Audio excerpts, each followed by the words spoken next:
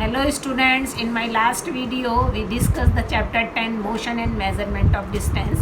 Now we will continue the same chapter. In our daily life we use various types of measuring device. अपनी daily life में हम अलग अलग तरह की जो है measuring device का use करते हैं. We use a meter scale for measuring length.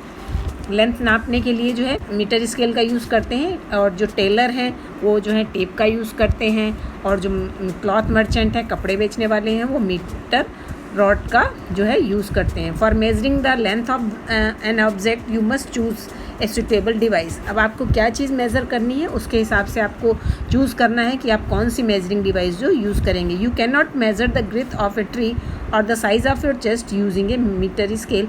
अगर आपको अपने जो है चेस्ट को मेज़र करना है या फिर आपको किसी ट्री की जो है पूरी गिर्थ को जो है मेज़र करना है तो आप मीटर स्केल का यूज़ नहीं कर सकते हैं. In taking measurement of a length we need to take care of the following. किसी भी चीज़ का जब हम मेज़रमेंट करते हैं तो हमें कुछ बातों का जो है ध्यान रखना चाहिए. Place the scale in contact with the object along its length as shown in the figure 10.7. जैसा कि 10.7 में दिखाया गया है, यहाँ पे एक बॉक्स को मेज़र किया जा रहा है, तो इसमें जो हमको स्केल रखना है वो इसको बिल्कुल जो है सीधा रखना है. इस तरह से इसको टेढ़ा करके मेज़र हम नहीं कर सकते हैं. In some scales the end में बी ब्रोकन. और कभी कभी जो है मेज़र करने वाला जो स्केल है अगर वो टूट जाता है, you may not be able to see the zero. और उसमें आप उस केस में आपको उसका जो अगर जीरो नहीं दिखाई देता है, in such a case you should avoid the taking measurement from the zero. और उस केस में जो है मेजरमेंट जो है हम जीरो से नहीं लेते हैं. जैसा कि यहाँ पे 10.8 वाले फिगर में आप देख रहे हैं, इस वाले जो फिगर में मेजरमेंट जीरो से लिया जा रहा था क्योंकि यहाँ पे स्केल जो है टूटा नहीं था, लेकिन यहाँ पे जो है इसका स्टार्टिंग जीरो टूट गया है. तो अब यहाँ से इस ब्रोकन स्केल से हम मेजरमेंट नहीं लेंगे. अब इसका जो मेजरमेंट है 1 से शुरू करेंगे और जहाँ तक इसका मेज़रमेंट आता है जो उसकी लास्ट जो नंबर है उससे जो है 1 को माइनस कर देंगे. तो जैसा कि यहाँ पे आप देख रहे हैं, you can use any other full marks of the scale. जैसे कि मैंने यहाँ 1 से शुरू किया, आप इसको 2, 3 से भी शुरू कर सकते हैं. सपोज आप 3 से अगर इसको मेज़र करना शुरू कर रहे हैं तो जितना भी फाइनल रीडिंग आएगी उसमें से 3 मेज़र कर देंगे.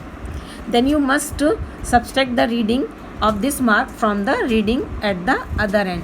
For example, in figure 10.8b, the reading at one end is 1 centimetre. इसमें जो है पहली रीडिंग जो एक सिरे की जो रीडिंग है 1 सेंटीमीटर है, and the other and is 14.3, और जो लास्ट रीडिंग है दूसरे सिरे की वो 14.3 है. Therefore the length of जो ऑब्जेक्ट, तो उसकी ऑब्जेक्ट की लेंथ कितनी हो जाएगी उसमें से हम 1 माइनस कर देंगे 14.3 में से, तो हमारा जो एक्चुअल रीडिंग आ जाएगी वो 13.3 हो जाएगी.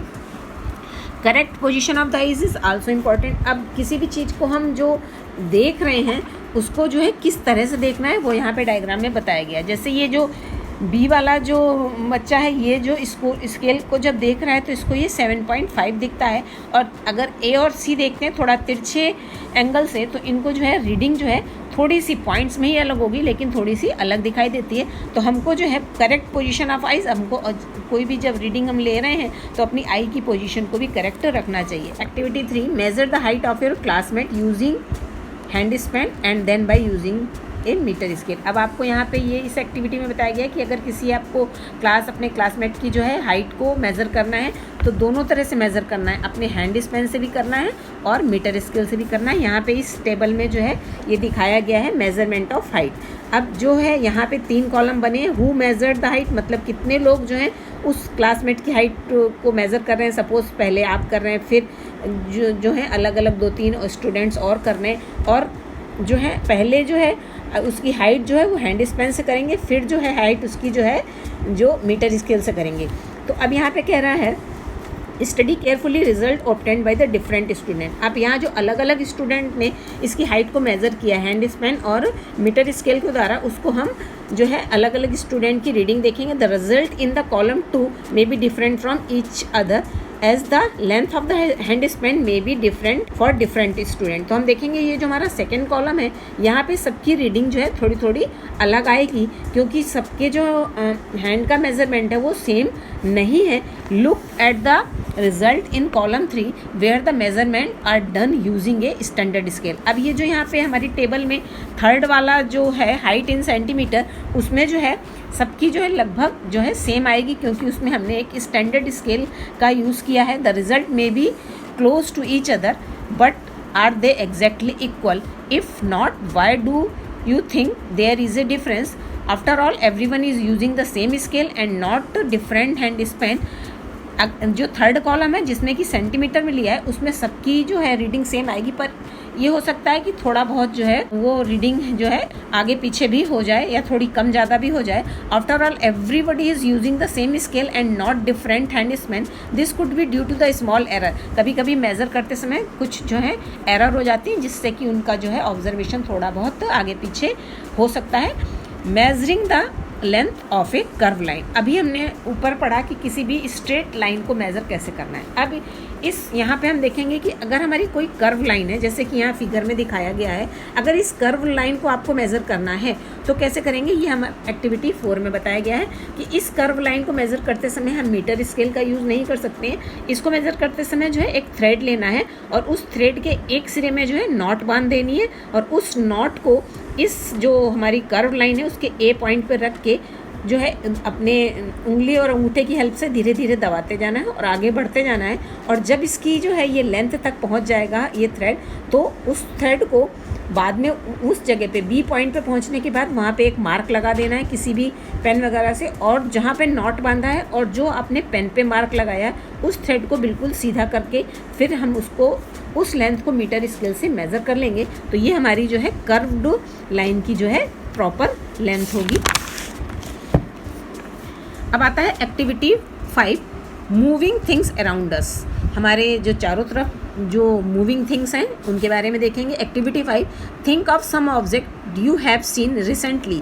जो आपने अभी कुछ चीज़ों को देखा है, जैसे यहाँ पे दिया हुआ है, list them in A table. 10.4a, school bag, mosquito, A table, people sitting on the desk, people moving about, may be A butterfly, dog, cow, your hand, A small baby, a fish in water, a house, a factory, a stone, a horse, a ball, a bat, a moving train, a sewing machine, a ball, clock or a hands of clock।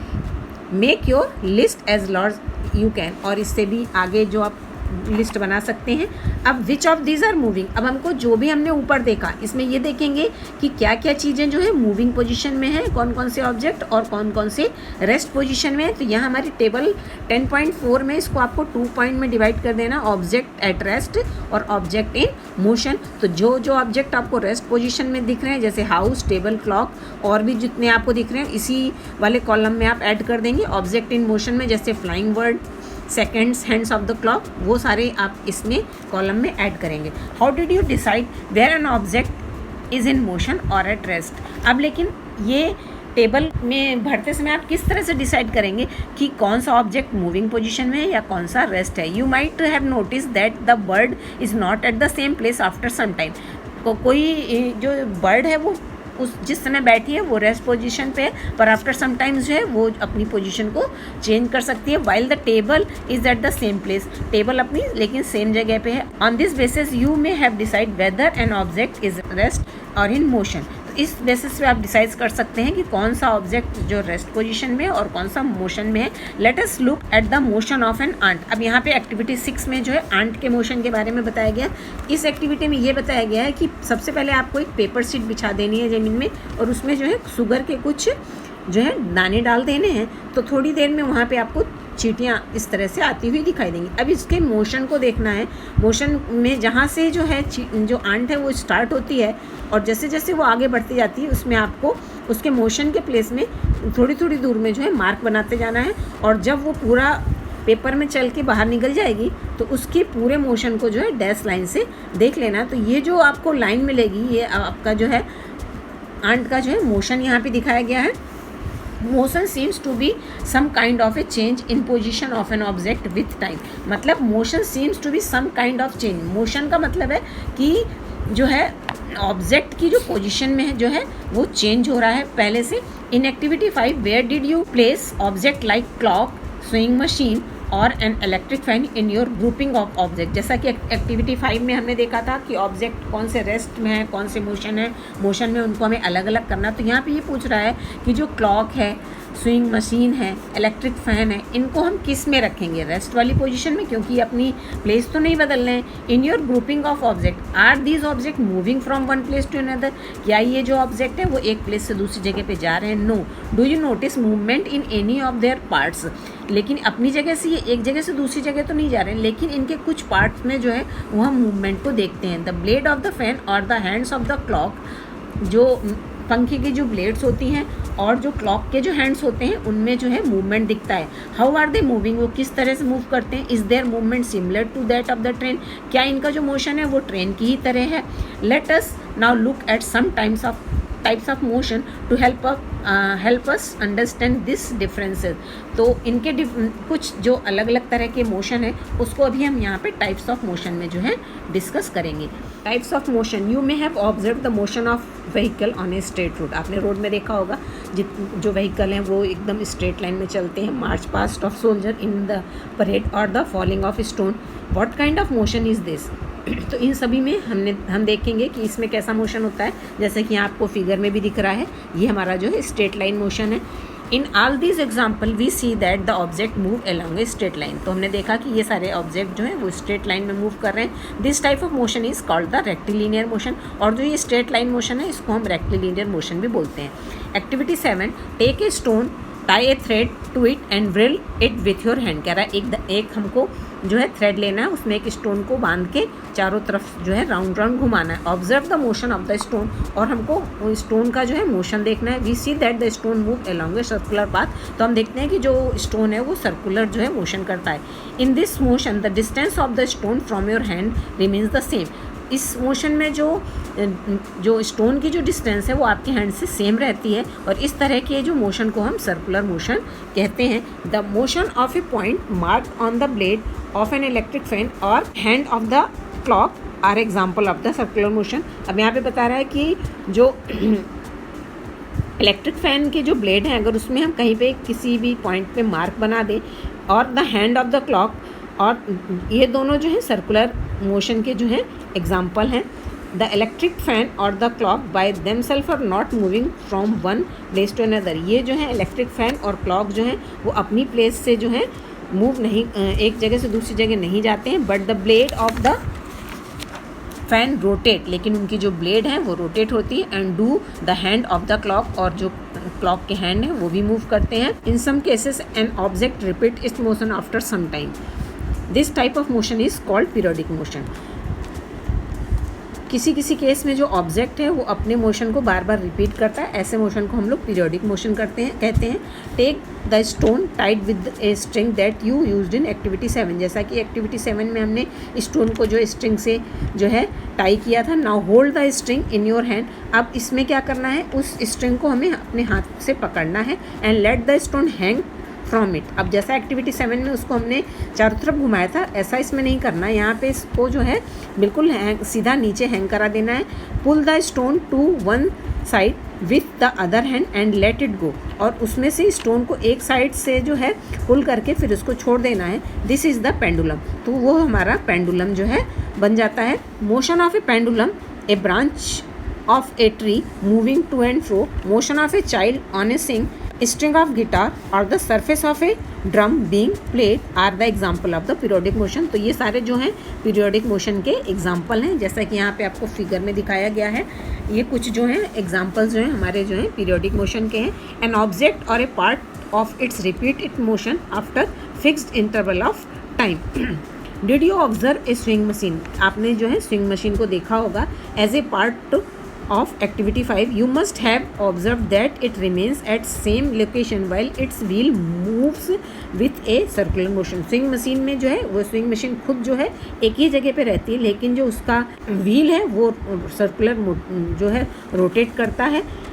It also has a needle, उसमें एक needle भी होती है that moves up and down, और उसकी जो needle है जो जिससे कि कपड़ा सिला जाता है वो ऊपर और नीचे जो है मूव करती है as long as wheel rotate, और उसका जो व्हील है रोटेट करता है। Is not it this needle is undergoing a periodic motion. तो हम ये देख रहे हैं कि इसकी जो स्विंग मशीन की निडल है उसमें जो है पीरियोडिक मोशन होता है, और उसका जो व्हील है उसमें जो है सर्कुलर मोशन होता है। तो यहाँ पे इसमें एक ही चीज़ में जो है हमको दो तरह के मोशन देखने को मिल रहे हैं। Have you observe closely to the wall motion of ball on the ground. जब आप कोई भी बॉल को ग्राउंड में देखते हैं मोशन करते हुए, the ball is rolling on the ground, तो उस समय जो है बॉल जो है ग्राउंड में रोल कर रही होती है rotate as well as moving forward, और उस समय रोटेट भी कर रही होती है और वो आगे बढ़ती रहती है ग्राउंड में।